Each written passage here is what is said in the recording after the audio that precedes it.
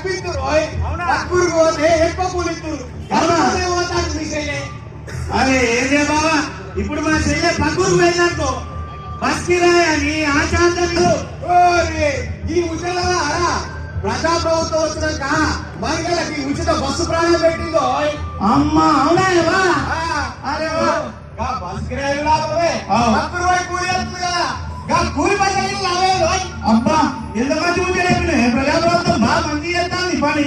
మరి సరే సరే నేను ఇతను మళ్ళా ముచ్చట పెడతా పోయేస్తా పని ఉన్నది. అరే ఏం చెప్పాలి, వెళ్ళకు ముడుకులు అప్పాలు ఏమని చెప్పినా ఇంట్లో చూస్తేనేమో గ్యాస్ లేదే. ఇక అరే నీకు ముచ్చటా ఏదేవా మహాలక్ష్మి పథకం కింద గ్యాస్ బుడ్డికి 500 రూపాయల గ్యాస్ బుడ్డి ఇస్తారు. అబ్బరే బాబు 500కేనా? రోజుకి పథకం కింద 200 యూనిట్లు ఉచిత కరెంట్ ఇస్తుంది. ప్రభుత్వం ఎంత మంచి ముచ్చట చెప్పినావా, నీ కడుపు సత్తం ఉన్నా. ఎప్పుడైనా సరే ఇలాంటి ప్రభుత్వాన్ని ఎన్నుకోవాలి. గంటేవా సరేనా? సరే. జై ప్రజాప్రభుత్వం, జై ప్రజాప్రభుత్వం.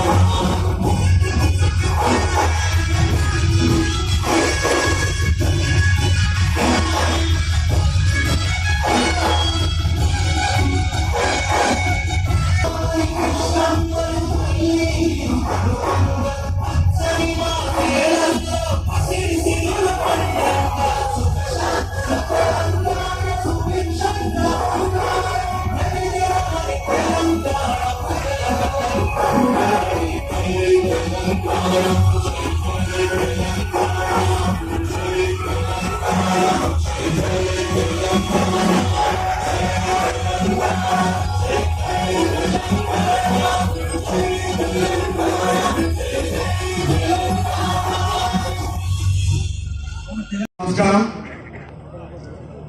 తెలంగాణ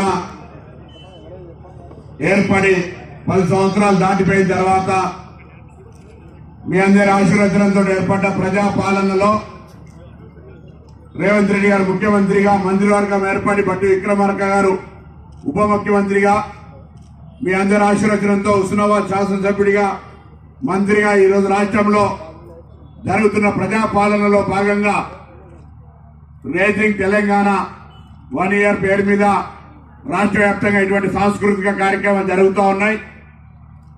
ప్రభుత్వం ఏడాది లోపల ఏమేం చేసిందో ఒక్కసారి ప్రజల ముందు ఉంచే కార్యక్రమం, ఇంకా ప్రజలకు కావలసినటువంటి అంశాలను ఏ విధంగా చేయబోతుందో చెప్పే విధంగా ఈ కార్యక్రమాలను రూపొందించడం జరిగింది.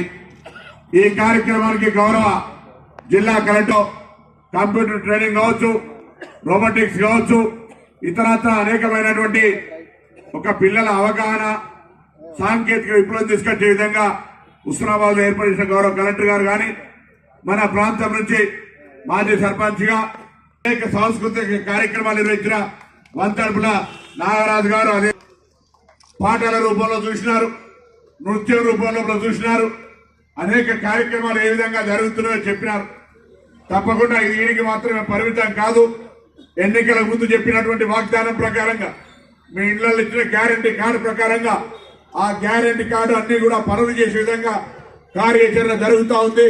వాటన్ని కూడా అమలు చేసే బాధ్యత మీ అందరితో ఎంపిక కాబట్టినటువంటి ఈ ప్రభుత్వం అనే మాట ఈ సందర్భంగా మరొకసారి మనం చెప్తా ఉన్నాం. ఉదాహరణకి ఇలా సన్న వడ్లకు 500 అని చెప్పినాం. మొదటి కొంత వారం 10 రోజులు ఇబ్బంది కలిగినా ఇవాళ మీ అందరికీ తెలుసు సన్న వడ్లకు 500 రూపాయల చొప్పున వాళ్ళ అకౌంట్ లోపల నేరుగా వచ్చి పడతా ఉన్నాయని SMS వస్తూ ఉంది. అంతేకాదు రుణమాఫీకి సంబంధించి కూడా కన్ఫ్యూజన్ అవసరంలే. మొట్టమొదటిసారి వ్యవసాయ అధికారులు రైతు వేదిక కేంద్రాలుగా ఇప్పటికే 2 లక్షల రూపాయల లోపు రేషన్ కార్డు మొత్తంగా డాక్యుమెంట్ ఉన్నటువంటి వాళ్ళందరి 100% మాఫీ. ఎవరైతే ఫ్యామిలీ గ్రూపింగ్ కావాలో కుటుంబం అనే గ్రూప్ కు సంబంధించిన వెరిఫికేషన్ చేసినారు వాళ్లకు సంబంధించి 2 లక్షల రూపాయల లోపు రుణమాఫీ కావాల్సింది. వాళ్ళందరికీ త్వరలోనే రుణమాఫీ ఫేజ్డ్ మేనర్ లా అయితేనేటువంటి మాట ఈ సందర్భంగా మరొకసారి మీ అందరికీ విశ్వాసం ఇస్తా ఉన్నాం. పైన 2 లక్షల పైన ఉన్నటువంటి వాళ్ళకి సంబంధించి కూడా వాస్తవంగా 2 లక్షల లోపలే అన్నాం. కానీ 2 లక్షల పైన ఉన్నటువంటి వాళ్ళ విజ్ఞప్తి మేరకు 2 లక్షల పైన ఉన్నటువంటి వాళ్ళు వాళ్ళ యొక్క అమౌంట్ కట్టడానికి, ఎందుకంటే రుణమాఫీ అంటే మళ్ళీ రుణం ఉండకుండా ఉండి వాళ్ళని రుణ విముక్తులు చేయాలి. కాబట్టి మేము ఇచ్చిన 2 లక్షలు ఉండగా మళ్ళీ పైన అప్పుంటే దానికి సార్థకత కాదు. కాబట్టి పైన డబ్బును ఒక షెడ్యూల్ ఇస్తాం. ఆ షెడ్యూల్ ప్రకారంగా డబ్బులు కట్టిన తర్వాత వాళ్ళకు కూడా 2 లక్షల రూపాయలు వాళ్ళ ఖాతాలో వేస్తామనే మాట సందర్భంగా మనం చెప్తాను. మీరు చూసినారు 10 ఏళ్లలో మనం పిల్లలు గురుకులాలలో చదివితే చాలా ఇబ్బందికరమైనటువంటి మెనూ ఉండే.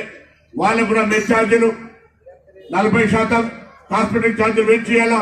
ఆ పిల్లల యొక్క అవకాశాలను మెరుగుపరిచే ప్రయత్నం చేస్తా ఉన్నాం.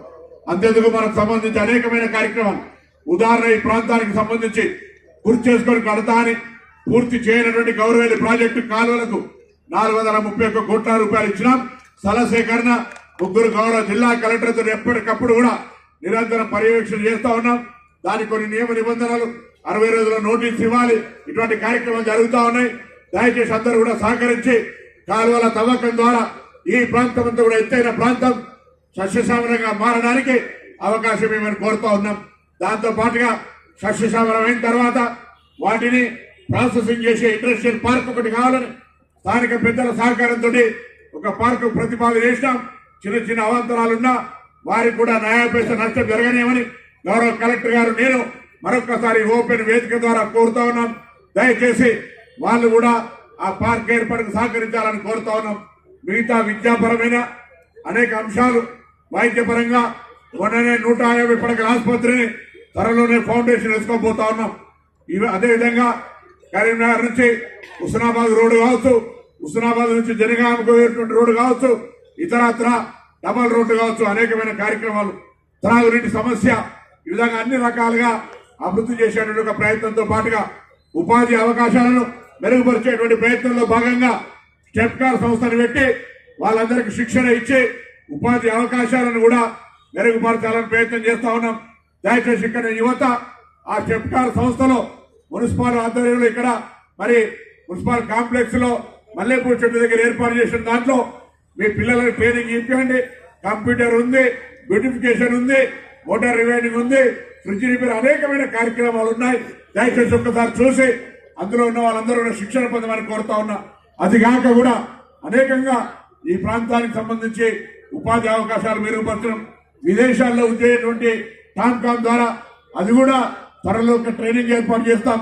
ఈ విధంగా అనేక కార్యక్రమాలు జరుగుతూ ఉన్నాయి. ఇంకా కూడా రాష్ట్ర వ్యాప్తంగా మీరు చూస్తా ఉన్నారు. ఇలా 200 యూనిట్ల ఉచిత విద్యుత్ కావచ్చు, త్వరలోనే ఇవ్వటువంటి 3500 నియోజకవర్గానికి ఇళ్లు కావచ్చు, రేషన్ కార్డులు కావచ్చు, ఇప్పటికీ ఆరోగ్యశ్రీ, అనేకమైన కార్యక్రమాలు, గ్యాస్ అన్ని జరుగుతూ ఉన్నాయి. ఇవన్నీ జరగంగా ఇంకా కూడా కొత్త పథకాలు ఇవ్వడానికి రాష్ట్ర వ్యాప్తంగా కుల సర్వే జరుగుతోంది.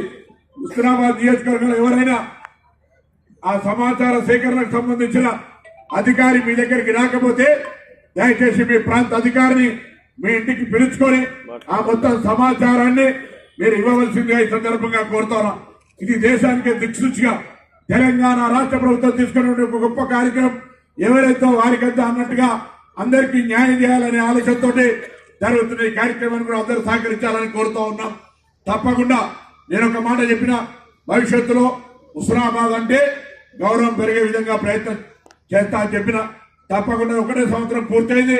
ఇంకా 4 సంవత్సరాలు మీ అందరితోటి శభాష్ అనిపించే విధంగా ఆ ఇళ్ళవతల ఆశీర్వచనంతో, ఆ కొత్తకొండ వీరభద్ర స్వామి ఆశీర్వచనంతో, పొట్టపల్లి రాజరాజేశ్వర స్వామి ఆశీర్వచనంతో, సుందరగిరి వెంకటేశ్వర స్వామి ఆశీర్వచనంతో, మీ అందరి ఆశీర్వచనంతో శభాష్ అనిపించే విధంగా ఆ ఇళ్ళవతల ఆశీర్వచనంతో, ఆ కొత్తకొండ వీరభద్ర స్వామి ఆశీర్వచనంతో, పొట్టపల్లి రాజరాజేశ్వర స్వామి ఆశీర్వచనంతో, సుందరగిరి వెంకటేశ్వర స్వామి ఆశీర్వచనంతో, మీ అందరి ఆశీర్వచనంతో, పెద్దలందరి రాష్ట్రంలో ఉన్నటువంటి అధికారులు, నాయకులు, ప్రభుత్వంలో ఉన్న వాళ్ళందరి సహకారంతో హుస్నాబాద్ ప్రాంతాన్ని అన్ని రంగాల్లో ముందు చే విధంగా ప్రయత్నం చేస్తాం.